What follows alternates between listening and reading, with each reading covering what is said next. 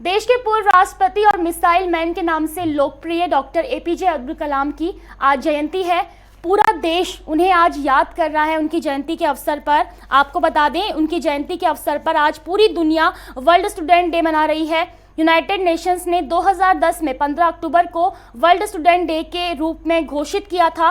राष्ट्रपति एपीजे अब्दुल कलाम की जयंती पर गृह मंत्री अमित शाह ने उन्हें श्रद्धांजलि दी है। आपको बता दें कि पूर्व राष्ट्रपति कलाम का जन्म 15 अक्टूबर 1931 को रामेश्वरम में हुआ था। उन्होंने अपनी पढ़ाई सेंट जोसेफ कॉलेज तिरुचिरापल्ली से की थी। एपीजे अब्दुल कलाम को 1997 में भारत रत्न अवार्ड से सम्मानित किया गया था। एपीजे अब्दुल कलाम का 27 जुलाई 2015 को शिलांग में निधन हो गया था। वे आईआईएम शिलांग में लेक्चर देने गए थे। इसी दौरान दिल का दौरा पड़ने से उनका निधन हो गया था। पूर्व राष्ट्रपति और मिसाइल मैन के नाम से लोकप्रिय डॉक्टर एपीजे अब्दुल कलाम की जयंती के अवसर पर आज पूरी दुनिया वर्ल्ड स्टूडेंट्स डे मना रही है।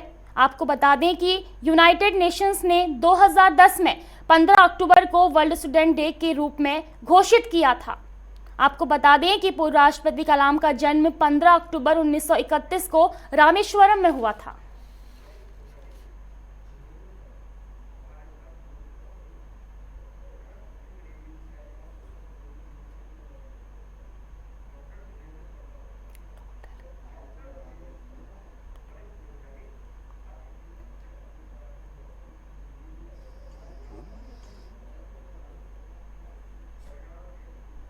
हमारे साथ इस खबर पर सीधे जुड़ चुके हैं लाइव डॉक्टर धीरेन्द्र शर्मा, वरिष्ठ वैज्ञानिक हैं और एपीजे अब्दुल कलाम के करीबी मित्र भी रहे हैं आप। सर, बहुत बहुत स्वागत है आपका हमारे नेटवर्क 10 चैनल में।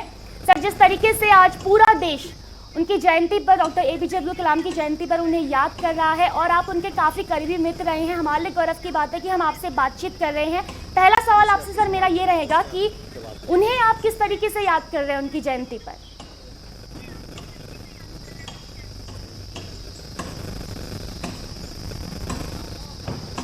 आवाज पहुंच पा रही है?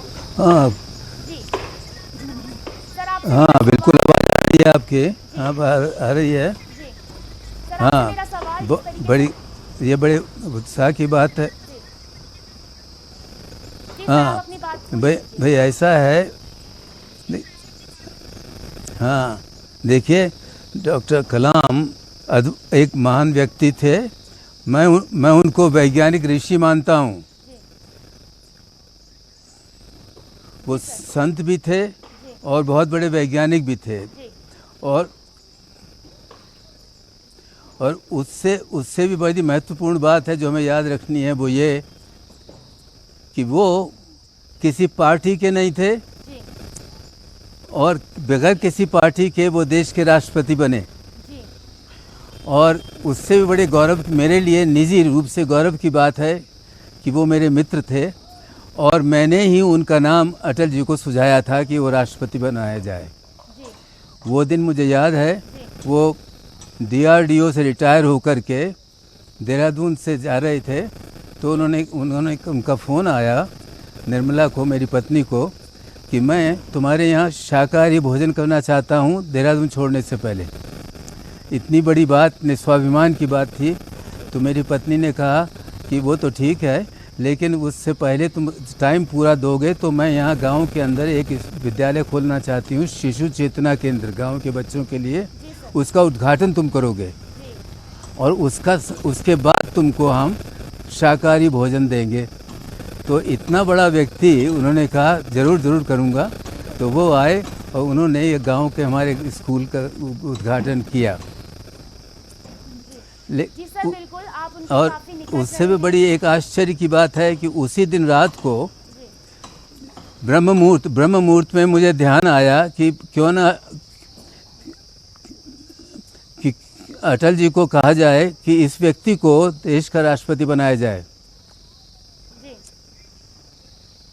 हाँ, तो मैंने स्वयं उस दिन अटल जी के लिए पत्र लिखा और राष्ट्रपति जी को जब आए तो नाश्ते के बाद जब खाना वाना खा के बैठ तो मैंने उनको पत्र दिखाया कि ये मैं आज प्रधानमंत्री को दे रहा हूँ।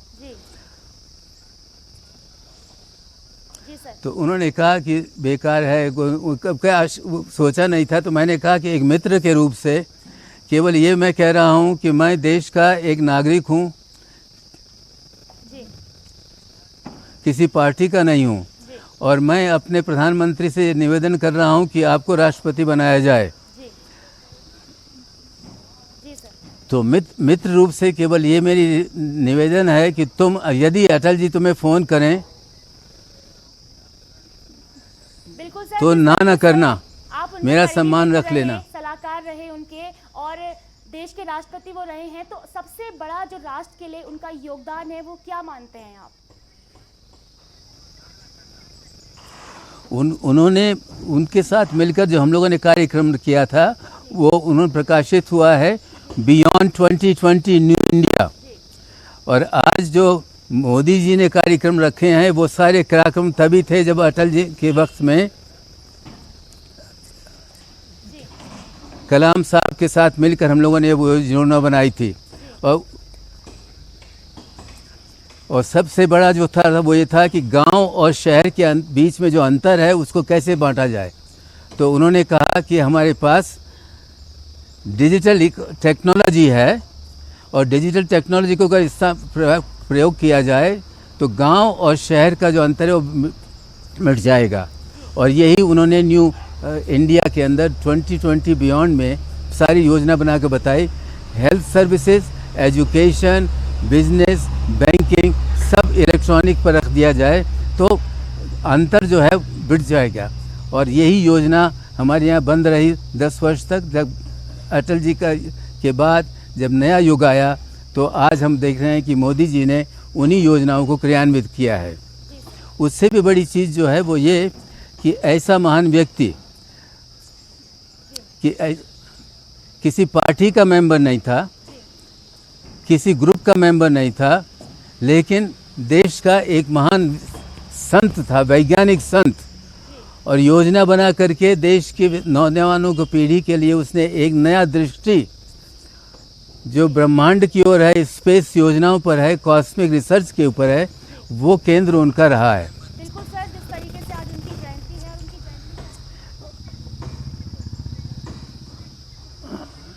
काफी प्यार करते थे वो, उनका कोई संस्थान, क्योंकि कई संस्थानों में गए, उन्होंने बच्चों को संबोधित किया है, बच्चों को आगे बढ़ाने की उन्होंने प्रेरणा दी है। कोई ऐसा संस्मरण आपको याद हो जो बच्चों के लिए प्रेरणादायक बने? हाँ जी, वो हमारे गांव के अंदर बच्चों के लिए जो शिशु चेतना केंद्र था उसका उद्घाटन उन्होंने किया। और राष्ट्रपति बनकर उन्होंने, राष्ट्रपति बन के यहाँ पर विजिट आए और हर एक गांव के बच्चों के लिए उन्होंने कुछ उपहार दिए। उससे भी बड़ी बात उन्होंने कहा कि नई योजनाएं बनाओ, हमेशा ये सोचो नई दृष्टि और विशाल बड़े बड़े सपने लेना सीखो, विचार होने चाहिए। लेकिन एक बहुत बड़ी बात जो मुझे याद है वो ये कि एक 10 वर्ष की बच्ची ने उनसे कहा कि तुम तमिलियन हो, मुसलमान हो, देश के राष्ट्रपति हो या वैज्ञानिक हो। तो डॉक्टर कलाम ने कहा, मैं इंसान हूँ, I am a human being that covers all.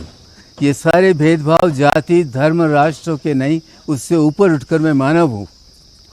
और मातृशक्ति जो है वो सेक्युलर है, माँ होती है, पशु की माँ भी माँ होती है। तो मेरे देश में यदि बच्चे जो हैं वो सीख लें आगे आने वाली पीढ़ी के लिए कि मातृशक्ति का सम्मान, हमारी माँ बहनें जो सुरक्षित रहें, इससे बड़ा कार्य अगली पीढ़ी के लिए एक मेरा मंत्र है। बिल्कुल सर, जनता के राष्ट्रपति रहे APJ Abdul Kalam, missile man रहे, भारत रत्न उन्हें मिला है, बहुत सारे आदर सम्मान हमारे देश ने उन्हें दिया। आगे की पीढ़ी उन्हें कैसे याद रखे, आगे की पीढ़ी कैसे उनकी यादों को संजो के रखे, इसके लिए हमें क्या करना चाहिए सर? उसके लिए उनका मंत्र था कि पैसे के लिए काम न करो, नौकरी शब्द का प्रयोग न करो। हम नौकर नहीं हैं, हम विद्यार्थी हैं, छात्र हैं, नई बात सीखना चाहते हैं, विज्ञान के तरीके सीखना चाहते हैं, देश के विकास के लिए, समाज को सुधारने के लिए। तो लक्ष्य जीवन का जो है वो पैसा बनाना नहीं है। और उससे भी बड़ी बात थी कि जब उनकी पेंशन मिली तो उन्होंने पेंशन का समदान कर दिया अनाथ बच्चों की शिक्षा के लिए। तो ये एक लक्ष्य था उनका, जीवन का भी चरित्र था। शाकाहारी थे, विद्या व्यसनी थे, सरस्वती के उपासक थे और जी बिल्कुल सर, आजीवन ब्रह्मचारी थे। जी बिल्कुल सर, वो कहते थे कि और अगर तो सूरज हर एक की नौजवान के लिए, हर एक विद्यार्थी, जी बिल्कुल सर, वो कहते थे कि सूरज की तरह जलना सीखिए, अगर सूरज की तरह आपको तपना है। तो वाकई में सर, जिस तरीके से वैज्ञानिक से लेकर राष्ट्रपति बनने तक का उनका जो सफर है वो हर किसी युवा के लिए प्रेरणादायक है। आप उनका कोई एक ऐसा संस्मरण बताइए, कोई ऐसी एक खासियत बताइए जो सभी को प्रेरणा देती हो। उनका जीवन का सारा लक्ष्य जो था वो प्रेरणादायक है। जी पैसे वाले नहीं थे वो, किसी गरीब करोड़पति के बेचे नहीं थे। जी उन्होंने कोई भी चीज़ अपनी परंपराओं से, परिवार से नहीं ली। लेकिन जब निर्धन थे, काम नहीं था, तो क्या कर रहे थे, तो वो अखबार बेचते थे। सुबह जा कर के गाड़ी के अंदर अखबार बेचते थे, उससे आज पैसा मिलता था। उस पैसे से वो शिक्षा प्राप्त करते थे। लेकिन हमेशा ये योजना उनमें रही कि कुछ करना है, परिश्रम करना है, जी जी श्रम करना है। और ये नहीं था कि मैं नौकरी हूँ, कि मैं नौकर हूँ। जी जी सर, तो बिल्कुल ये सर, करीबी मित्र एक रहे बहुत बड़ा आप उनका जो मंत्र था। राष्ट्रपति एपीजे अब्दुल कलाम की जयंती के अवसर पर नेटवर्क 10 को आपसे बातचीत करने का अवसर मिला। सर बहुत बहुत धन्यवाद हमारे साथ बातचीत करने के लिए।